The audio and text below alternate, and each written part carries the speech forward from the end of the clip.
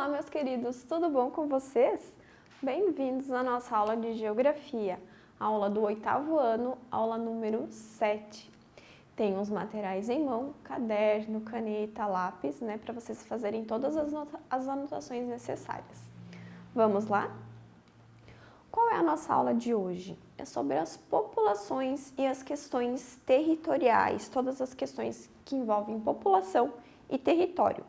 Qual é o nosso objetivo? Entender as tensões que envolvem o território e a população, como que acontece, as tensões, como que acontece essa relação.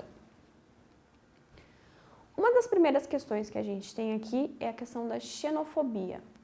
A palavra xenofobia se originou de duas palavras gregas, a palavra xenos, que é o medo, a aversão, e a palavra phobos, que é tudo aquilo que é estranho, estrangeiro. Então, o que é juntando esses dois conceitos?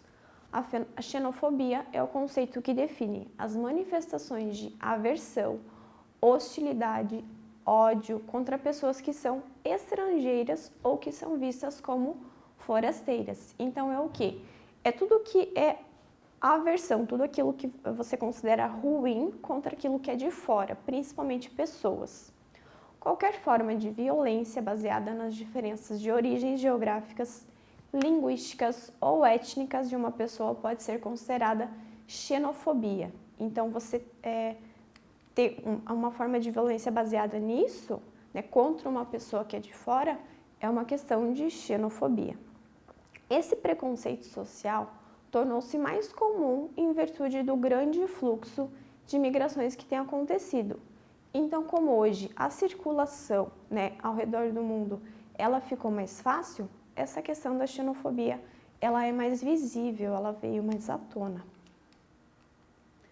O ódio, a repulsa que caracterizam a xenofobia estão geralmente relacionados com questões históricas, sociais, econômicas, culturais e religiosas. Então, normalmente a xenofobia ela vem relacionada a essas questões. A xenofobia sempre é fruto do desconhecido, do desconhecimento do outro e surge acompanhada de estereótipos que reforçam o preconceito sobre determinado grupo. Uma pausa. Então, retomando aqui, pessoal, a xenofobia ela sempre vai ser fruto do desconhecido. Então, as pessoas elas sempre vão ter essa repulsa, vai ser gerada por questões de desconhecimento. Esse preconceito também pode ser acompanhado do etnocentrismo, a noção de que a própria cultura é superior à outra. Então, vamos aqui no quadrinho, para diferenciar. O etnocentrismo, ele está pautado no pensamento de superioridade de uma cultura sobre a outra, é um preconceito cultural. Então, a minha cultura, o meu país, as minhas origens vão ser melhores que as suas, daquela pessoa que veio de fora. Já o racismo, ele designa um tipo de preconceito associado às raças, às etnias ou características físicas dos indivíduos, um preconceito racial. Então, é das origens mesmo, uma questão até de cor de pele, como a gente conhece tão bem. Nem sempre a xenofobia ela se direciona a um estrangeiro. Por vezes, ela pode ocorrer em relação a pessoas de determinada etnia dentro de um mesmo país, com costumes e culturas diferentes, e que não correspondem à etnia predominante dentro daquele território. Aqui no Brasil, normalmente a gente acaba vendo essa questão aí de xenofobia dentro do território com relação aqui ao sul, sudeste em relação ao nordeste. Quem nunca escutou, algumas piadinhas ali? Ah, isso é coisa de baiano. Porque veio lá do norte, veio lá do nordeste. Isso é xenofobia. A xenofobia pode ser expressa por ataques como agressões físicas, verbais, mas também de uma maneira mais silenciosa, quando o preconceito é expresso por falas que, de alguma forma, menosprezam o estrangeiro. Vamos tomar um golinho d'água aqui. Peguem o material de vocês.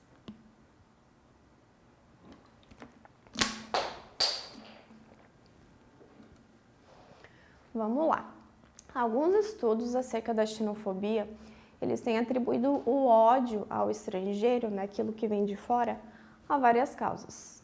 Um dos primeiros, o medo de perder o status social e a sua identidade, o medo de que aquela pessoa que veio de fora vai tomar o teu lugar de alguma forma.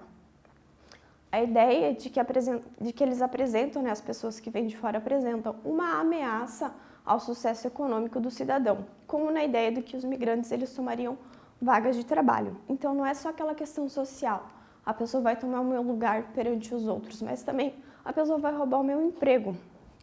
Um modo de reassegurar a identidade nacional e os seus limites em tempos de crise. Um sentimento de superioridade. Então, mais uma vez, é eu me achar melhor que aquela pessoa que veio de fora. Pouca informação intercultural.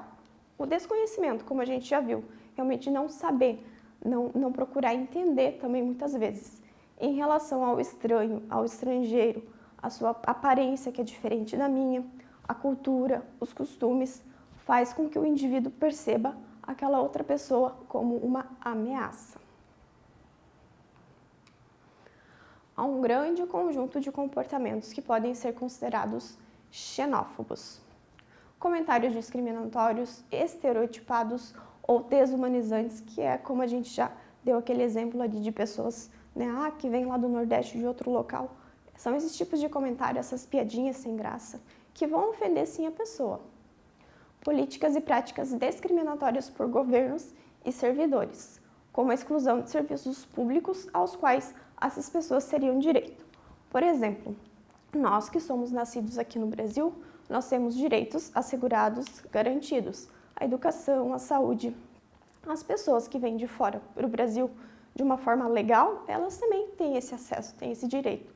Então, o que é aqui? É o governo não oferecer esse tipo de serviço para essas pessoas só porque elas são de fora.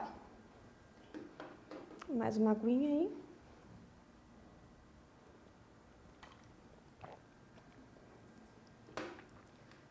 A aplicação arbitrária que pode deixar de ser feita da lei por autoridades locais.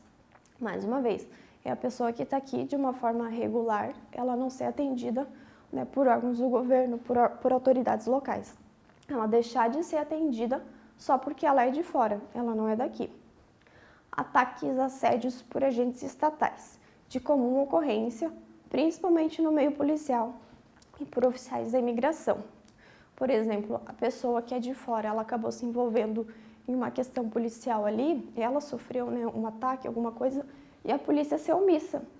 A polícia não dá essa assistência só porque a pessoa veio de fora. Isso é um comportamento xenófobo. Ameaças, intimidações, violência pública, incluindo agressões físicas, assassinatos, queimas de bens pessoais, entre outros. Então, vai chegar às vias de fato, né? Realmente agredir a pessoa só porque ela veio de fora, só porque ela não é daqui. Na América, né, no continente americano, os Estados Unidos é considerado um dos países mais xenófobos, né, da forma que ele dificulta a entrada de imigrantes no país, sobretudo dos mexicanos e dos latinos em geral. Os Estados Unidos sempre foi um país receptor, um país onde as pessoas elas migram para elas poderem ter mais chances, né, na vida, poderem conquistar aquele tão sonhado sonho americano. Só que em contrapartida, os Estados Unidos é um país que ele não é muito receptivo a isso. Os americanos, eles são bem nacionalistas. A Europa, ela também tem se destacado no tema da xenofobia, onde é considerado crime e violação dos direitos humanos. No mundo todo é considerado isso, mas na Europa é um pouco acima da média. Ocorrem ainda muitos casos de discriminação, mesmo entre os europeus ali, sendo alguns os alvos de atos xenófobos os imigrantes asiáticos, africanos, islâmicos e latinos. São esses, principalmente, que sofrem ali dentro do continente europeu.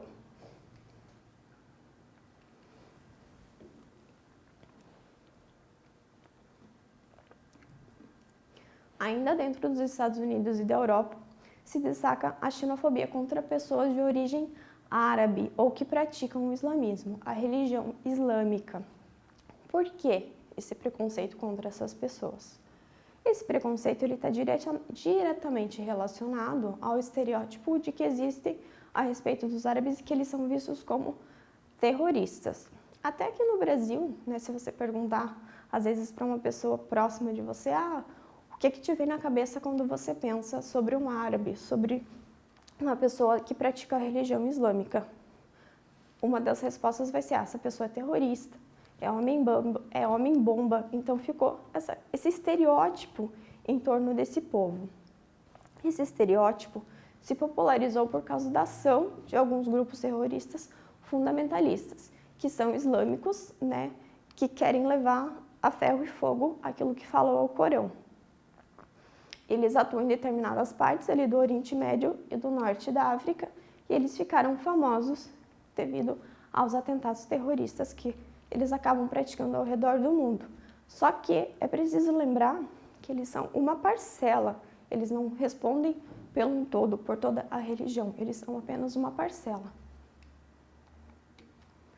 Apesar da amplitude da formação étnica do Brasil, né, onde a maioria da população é descendente dos índios, alguns brancos europeus, dos africanos, tendo incluso descendentes em menor escala de muçulmanos, judeus e orientais, ali no início do século XX, em menor escala vieram essas pessoas aqui para o Brasil, migraram aqui para o Brasil, a xenofobia vem crescendo no nosso país. Além dos casos do preconceito xenófobo contra os estrangeiros, vivenciamos ainda o preconceito praticado entre as regiões Sudeste e Sul contra o Norte e o Nordeste, por exemplo, que foi o que a gente já havia comentado ali em alguns slides anteriores, né?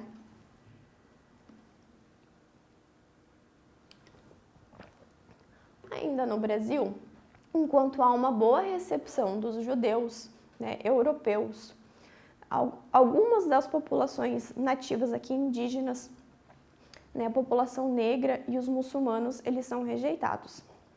Então aqui entra um ponto que a gente pode falar, já diria Nelson Rodrigues, a síndrome do vira-lata. Para o brasileiro, tudo que vem da Europa, tudo que vem dos Estados Unidos é o ideal do primeiro mundo. Aí tá tudo ok. Mas agora, tudo que vem aqui da América Latina, da África, ou até a nossa população ali original indígena, aí já não tá bem, aí já não é bom. Então isso é uma questão xenófoba também. Essa marca é mais uma evidência de que existe, né, uma aliança estreita entre o racismo, né, você ter preconceito com a origem racial da pessoa, e a xenofobia, a origem geográfica dela. Grupos estrangeiros que sofrem bastante com essa questão da xenofobia aqui no Brasil são os haitianos e os venezuelanos, por causa do grande número de imigrantes dessas nacionalidades aqui no Brasil. Aqui na nossa cidade a gente tem um número bem grande de haitianos, né? Eles hoje em dia já se estabeleceram, trabalham, mas quando eles vieram para cá, eu tenho certeza que muitos de vocês ouviram até, né, de pessoas próximas, aquela questão lá que a gente viu mais no começo de roubar emprego, roubar nosso lugar. E não é assim que acontece, né? Hoje em dia eles trabalham, eles têm as suas casas. Outras nacionalidades que são frequentemente alvo de preconceito no nosso país são os bolivianos, angolanos, moçambicanos e pessoas de outras nacionalidades africanas. Então, mais uma vez aqui, ó, tudo que vem da América do Sul, aqui América Central, o brasileiro ele tem uma certa aversão, porque não é o primeiro mundo, não é os Estados Unidos, não é a Europa. Aqui a gente pode ver, ó, um refugiado expõe a xenofobia no Brasil. Esses vídeos que expõem esse tipo de preconceito, na internet tá cheio, a gente vê isso aí a rodo. Lindo nada, são tudo jumentos, campos de concentração para baianos já. Então aqui mais uma vez, o preconceito dentro do nosso próprio país. Exemplos de política de combate à xenofobia aos estrangeiros, né? Expansão do número de profissionais treinados para investigar e processar esses casos de violência, ao mesmo tempo que se monitore a realização dos relatórios com resultados dos processos crime contra estrangeiros. Então, você monitorar quem pratica esse crime, né? E expansão dos profissionais treinados para que se investigue esse tipo de crime. Investigação intensa de todos que praticam esses crimes contra os estrangeiros. promoção de uma maior integração do imigrante, então recepcioná-lo de uma forma mais acolhedora, mais calorosa, cooperação das ONGs e do governo no suporte para esses imigrantes, ofertas de curso da nossa língua para esses estrangeiros, então não basta apenas eles estarem aqui, eles precisam se comunicar, eles precisam se integrar. Então, uma oferta de cursos para que eles aprendam o português, programas que possibilitem auxílio financeiro a esses imigrantes. Então, no começo eles vão precisar de um certo auxílio, mas depois eles já arrumam um emprego, conseguem caminhar com as próprias pernas. Agora a gente vai passar para um outro tema, que é o etnocentrismo. Vamos dar uma pausa aqui? Então, vamos lá, vamos dar continuidade ao nosso outro tema aqui, né, da questão territorial e populacional, que é o etnocentrismo. O que é o etnocentrismo? Ele é um conceito usado para definir as atitudes nas quais consideramos os nossos hábitos e condutas como superiores aos de outras pessoas. Então, eu achar que o que eu sei, o que eu faço, de onde eu vim, é melhor do que onde o outro veio, o que o outro faz. Isso acontece em todas as sociedades, devido aos preconceitos produzidos pela própria dinâmica cultural e que nos leva a adotar padrões culturais que nos são familiares. Então, por a gente ter crescido, ter nascido, crescido, né, e ter ali se enraizado em determinado local, aquilo nos é familiar. Então, para a gente, aquilo é certo e ponto final. E muitas vezes a gente tem aquela aversão, aquele medo ao que vem de fora. Esse conceito se refere, portanto, ao hábito de julgar inferior uma cultura diferente da sua própria, considerando o absurdo tudo que da outra deriva e considerando a sua como a única correta. Então, eu me colocar no centro da questão. O etnocentrismo, ele sempre tem como base a própria etnia. Ou seja, a cultura do observador é sempre o ponto de referência, o ponto de partida. Através dos seus costumes e hábitos, ele induz sobre os modos de viver de outras civilizações. Então, eu suponho que a outra civilização não é tão boa quanto a minha, porque ela não vive da maneira como eu vivo. Foi justamente esse modo de enxergar outras etnias que garantiu que muitos colonizadores não só qualificassem, mas também conceituassem outros povos como bárbaros, incivilizados, sem cultura, inferiores e brutais. Foi isso que, à época das grandes colonizações, os europeus utilizaram, né, para passar por cima, né, dos indígenas, né, dos povos dos quais eles estavam, dos países que eles iam colonizar. Com isso, se desenvolveu uma definição mais específica do etnocentrismo, que é o eurocentrismo, pelo qual o europeu foi considerado como um modelo, né, um modo ali de homem civilizado. Então, a Europa, ela se colocou como um modelo perfeito, né, de país, de população. O eurocentrismo foi o fator centralizador de diversos momentos na história. Um deles é o das grandes navegações, no século XVI, quando portugueses, espanhóis, holandeses e ingleses resolveram conquistar os territórios além-mar, né, e ficou declarado a imposição da cultura europeia sobre outras que floresceram no continente americano. Então, é isso que a gente acabou de comentar. Os europeus, eles se acharam no direito de se acharem melhores que os povos que já habitavam ali as regiões que eles iam colonizar, principalmente ali a população indígena. Um dos grandes exemplos eurocêntricos é a exposição de pessoas de outras etnias, as quais eram levadas para a Europa como troféus. A isso a gente dá o nome de zoológico humano. Então pensa, você é retirado ali do teu local de origem, né, do teu país ali, que seja, você é retirado dali, só porque você não é branco, só porque você não é loiro, só porque você não tem olho azul, só porque você não é aquele padrão europeu. Você é retirado, é levado para uma jaula, para um zoológico, realmente é exposto naquele local, como um bicho, como algo bizarro. Então, era isso que acontecia na Europa. Existiam esses zoológicos humanos aqui.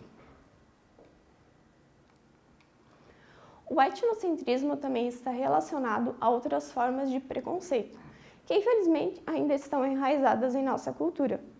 Podemos achar relações estreitas do etnocentrismo com o racismo, a xenofobia e a intolerância religiosa. Então, é o que a gente já comentou um pouco ali na questão da xenofobia, né, que é essa aversão ao estrangeiro. É sempre eu me colocar como centro, eu me colocar como ponto de referência, eu ser autorreferente. Isso é um grande perigo. Tome uma aguinha aí, gente, dê uma respiradinha, que ainda tem um pouco de aula pela frente. Então, vamos lá, continuando aqui, pessoal. A visão etnocêntrica na religião, ela causa uma intolerância religiosa e o preconceito contra manifestações espirituais diferentes das que o observador etnocêntrico segue. Então, mais uma vez, eu tenho a versão que é diferente ao me colocar no centro de tudo, né? Um exemplo aqui é o Ocidente, que é majoritariamente cristão. Então, aqui até a nossa região onde nós moramos aqui, nós somos cristãos. Quando os colonizadores eles vieram para cá, os índios que moravam aqui, eles tinham outras questões religiosas, eles acreditavam em outras coisas. E o que aconteceu? Os europeus eles impuseram o cristianismo a eles, então eles impuseram a cultura deles sobre os índios que já estavam aqui. Daí, entre as formas de preconceito, né, a mais evidente é a xenofobia. Não vou entrar muito aqui no mérito, porque a gente já conversou de uma forma mais extensa, que foi o nosso primeiro tópico nessa questão da xenofobia. Então, só reforçando mais uma vez, é eu me colocar como o ponto de referência. Eu achar que o meu é certo e aquilo que vem de fora não é. Então, essa questão da xenofobia também está ligada com essa questão do etnocentrismo. Uma coisa se liga à outra, né? O etnocentrismo ele influenciou tanto a forma de observar e classificar outras culturas que começou a ganhar outras dimensões, sendo a mais danosa delas essa questão da superioridade racial. E foi por conta disso, né, desse raciocínio de que a minha raça, a minha origem é melhor do que a sua, que muitos absurdos como a escravidão, o apartheid e o holocausto foram permitidos. Então, os europeus eles se utilizaram de que a raça deles, por eles serem brancos, eles eram melhores que os negros, que foram forçados, né, a serem, né, tirados à força ali do continente africano e foram escravizados. Lembra quando a gente viu ali a questão do zoológico humano? Os negros também estavam naquele zoológico humano. Os europeus eles chegavam a passar produtos químicos na pele dos negros para ver se saía, se aquilo era sujeira. Eles não acreditavam no que eles estavam vendo, porque o padrão deles, porque na cabeça deles o certo era a raça deles, a etnia deles. O apartheid foi o quê? Foi a divisão entre negros e brancos dentro do próprio continente africano. Então, mais uma vez, o branco, o europeu, aquele padrão, se achando superior a qualquer outra coisa que é diferente deles. E o Holocausto, né, foi ali a questão da Segunda Guerra Mundial, onde os nazistas, eles achavam que os judeus eram a escória do mundo. Então, eles usavam a raça para justificar que eles eram melhores do que aquela outra etnia. O respeito à diversidade cultural destrói qualquer noção de hierarquia e leva à ideia do relativismo, ou seja, que os aspectos de uma cultura eles devem ser observados respeitando a identidade daquela cultura específica e não partindo de uma noção própria da sua cultura. Então, é você respeitar o outro, né? Essa noção do relativismo cultural é necessária para se estabelecer um estudo sério e preciso sobre as diferentes culturas, mas deve-se ter cautela quanto ao seu uso. Então, você deve respeitar, né, aquilo que vem de fora, aquilo que é diferente de você. Mas, ao mesmo tempo, você não pode se abster, como aconteceu ali na questão, né, do Holocausto, a questão ali da escravidão, né? Os europeus, assim, acharem que aquilo era tão certo, que aquilo estava de uma forma tão correta, que eles se absteram da parte humana, de pensar, poxa, mas isso é um absurdo, né? Eu achar que eu sou melhor do que o outro só porque ele é diferente de mim. Agora a gente vai entrar aqui na questão do racismo, que é um outro tópico. E vocês vão ver como uma coisa acaba se ligando na outra. Essas questões, elas estão todas interrelacionadas. Deixa eu só tomar uma aguinha aqui. O que é o racismo? É a crença que uma raça, uma etnia ou certas características físicas elas sejam superiores a outras. No século XIX, compreendia-se que a cor da pele e a origem geográfica de indivíduos promoviam uma diferenciação de raças. Então, mais uma vez, o racismo e o etnocentrismo, eles acabam se ligando. É eu achar que a minha raça, a minha origem, de onde eu vim, é melhor do que de onde você veio. Misturando-se culturas, aspectos físicos, os primeiros antropólogos estabeleceram uma hierarquia das raças, o que por vezes reforçava a dominação dos povos brancos sobre outras populações. Então vamos ver qual que era essa hierarquia deles aqui, ó. O contato, entre os europeus com asiáticos e africanos, que são outros povos, ele já existia. E o modo de enxergar outros povos não brancos de cultura não europeia como inferiores, ele também já existia. Então, aqui a gente está se referindo ao século XV com as grandes navegações, que aí começou esse intercâmbio cultural entre o mundo, entre as populações, só que os europeus, eles se acreditavam, eles imaginavam que eles eram o centro do universo, o centro do mundo ali, e que a raça deles era superior a qualquer outra. Aqui a gente tem, aqui ó, é aqui que eu queria chegar. Como que acontecia essa hierarquia, ó. Na escala da hierarquia, viria a cultura, aqui. Dessa maneira, com uma visão etnocentrista e eurocentrista, que é mais uma vez, os europeus se colocando no centro, a cultura e a raça europeia eram consideradas como superior, então vinha primeiro a cultura europeia, depois nós tínhamos os orientais, em terceiro lugar, os indígenas americanos e, por último, os negros africanos. Aqui no Brasil, como que aconteceu a origem do racismo aqui no Brasil? Por que ele ainda acontece aqui no Brasil? A abolição da escravidão no Brasil não foi planejada. A falta de uma atenção à população negra, que de repente se viu em sua grande maioria sem moradia e sem alimento, resultou na sua marginalização. Vale ressaltar que a Lei Áurea não garantiu que todos os escravos fossem, na prática, libertos. Muitos, sem opções ou até mesmo sem informações sobre a sua condição de libertos, ficaram submetidos à escravidão no Brasil, mesmo após a abolição. Então, o que aconteceu então? A abolição da escravidão no Brasil, ela aconteceu, a gente pode dizer, do dia para a noite. Por quê? Porque um dia os negros eram escravos, no outro eles já não eram mais. Não houve um planejamento, não houve um pensamento ali da coroa portuguesa em pensar o que nós vamos fazer com essas pessoas agora. Os donos das fazendas onde os escravos trabalhavam, forçados, não queriam que eles fossem trabalhadores assalariados. Então eles estavam libertos, mas sem condições. O que aconteceu? Eles foram marginalizados. Eles foram viver nos morros, nos guetos.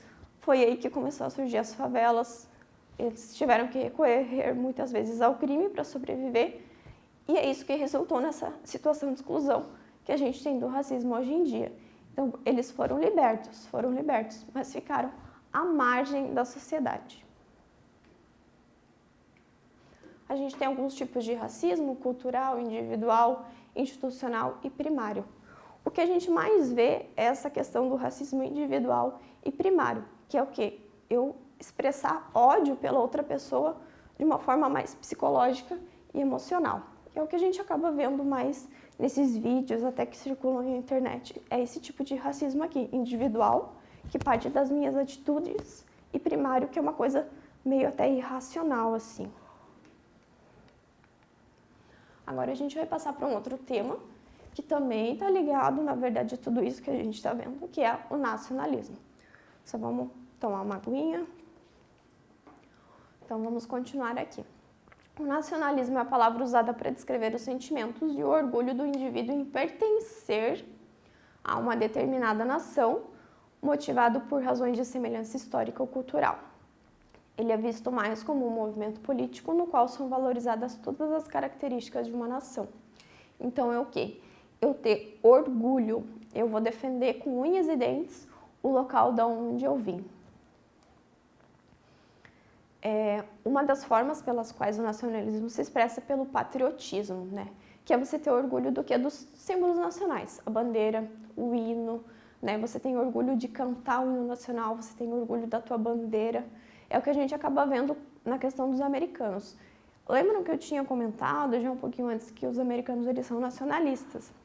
Então eles têm orgulho de onde eles vêm, de onde eles vieram e de quem eles são.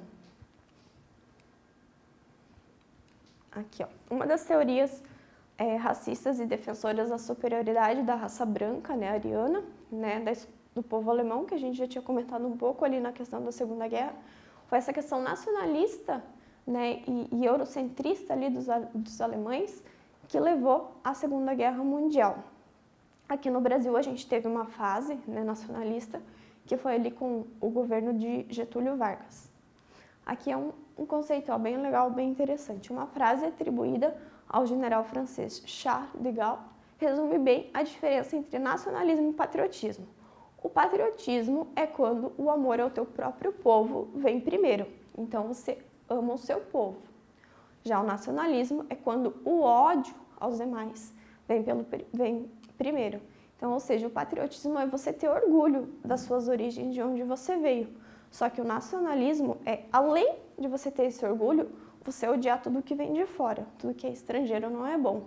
Então aí entra já a questão da xenofobia, a questão do etnocentrismo. Então, tá tudo interligado, tudo essa questão de território e população. Agora a gente vai passar para o genocídio, né?